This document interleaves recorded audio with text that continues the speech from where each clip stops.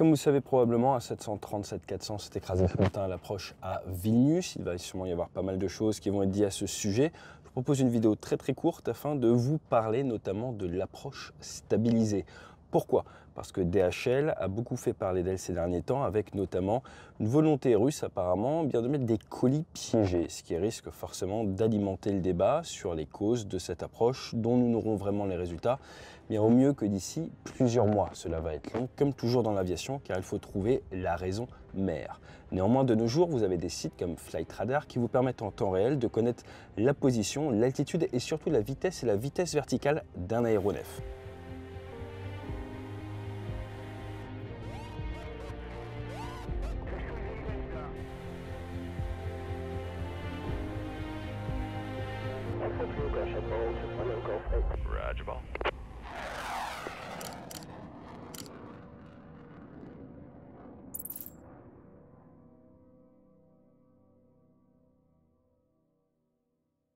Ce vol décollé à 2h08 UTC de Leipzig s'est posé à Vilnius, en Lituanie, première ville du pays, près de 600 000 habitants, une seule piste sur leur terrain, qui est le 96e mondial, ouvert en 1932, c'est une piste 0119. L'approche se faisait sur l'ILS piste 19. La météo était en adéquation avec un ILS piste 19. Pourquoi? Parce que les minima, il vous faut environ à peu près 80-90 mètres de plafond. Et la météo était un overcast 700 pieds, donc vous avez environ 200 mètres de marge, avec de temps en temps une réduction du plafond à overcast 500 pieds. Donc vous avez, pour faire simple, environ 80 mètres de marge par rapport au minima. Donc normalement, en sortant du nuage, vous voyez la piste, vous décidez de vous poser. Et si de toute façon vous n'y arrivez pas, vous remettez les gaz. Maintenant, ce qui est intéressant, c'est de voir la vitesse et surtout la vitesse verticale de notre 737. Il arrive assez vite, mais surtout, il a du mal à se stabiliser d'après les sources Flightradar.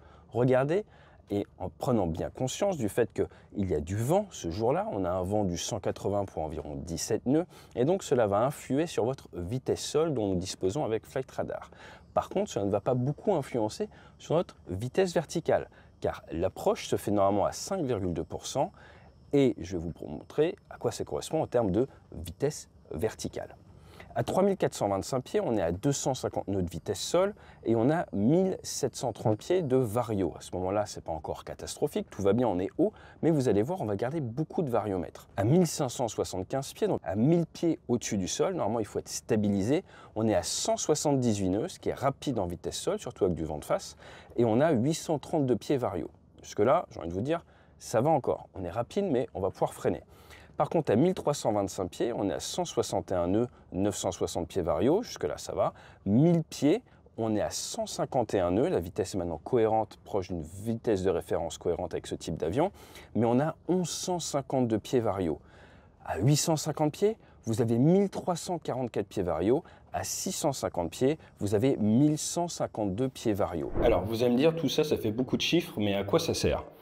Comme vous le savez, pour pouvoir se poser, il faut des paramètres stables.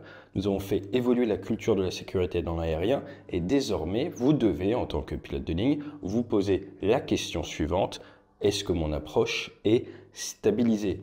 Et se poser cette question à 1000 pieds sol, 300 mètres sol, donc 1600 pieds dans notre cas aujourd'hui, et ensuite se reposer la question quand vous êtes à 150 mètres sol, à 500 pieds sol, à 1100 pieds dans notre cas aujourd'hui.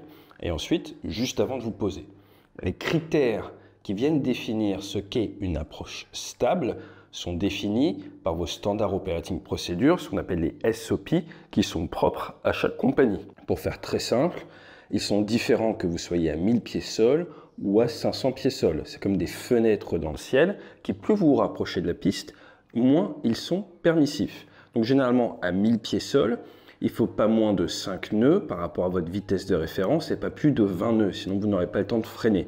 Mais surtout, à partir de 1000 pieds, il ne faut plus dépasser 1000 pieds vario. C'est ce qu'on appelle la minute to leave rule. Pourquoi? Parce qu'en moins d'une minute, vous pourriez taper le sol. Et c'est là où l'approche du jour est très intéressante. Parce qu'à 1025 pieds, on a 151 nœuds.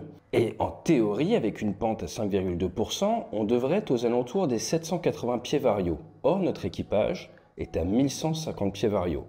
À 650 pieds, 150 nœuds de vitesse sol, on devrait donc être aux alentours, encore une fois, des 780 pieds variaux. Or, on est encore une fois à 1152 pieds variaux. Et si on regarde juste au-dessus, à 850 pieds, là on avait 145 nœuds. Et à ce moment-là, on a 1300 pieds variaux. Donc ça nous fait au minimum 3 informations flight radar qui nous viennent du transpondeur, de l'ADS-B, qui nous disent qu'on est au-delà des critères de stabilisation d'approche. Alors ce que ça veut dire, c'est qu'il est probable que notre équipage était un peu haut et en correction de pente, ce qui nous amène vers un autre critère de décision.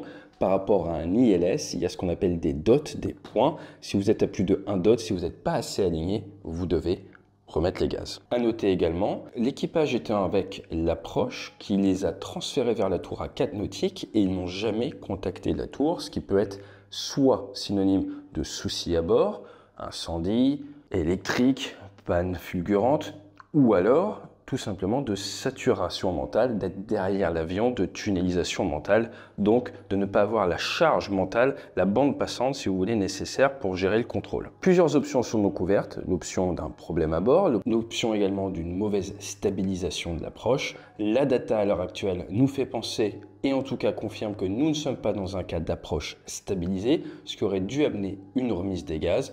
Il n'y a pas eu de message d'urgence de la part de l'équipage, ce qui ne vient pas donner de grandes chances à l'hypothèse d'un incendie à bord, car là, généralement, vous allez faire un message d'urgence. Les prochaines heures seront donc très intéressantes pour essayer de comprendre ce qui a pu se passer plus en détail, mais retenez ceci, une approche se poser sur la piste, cela se mérite et ça nécessite des critères d'approche stabilisés.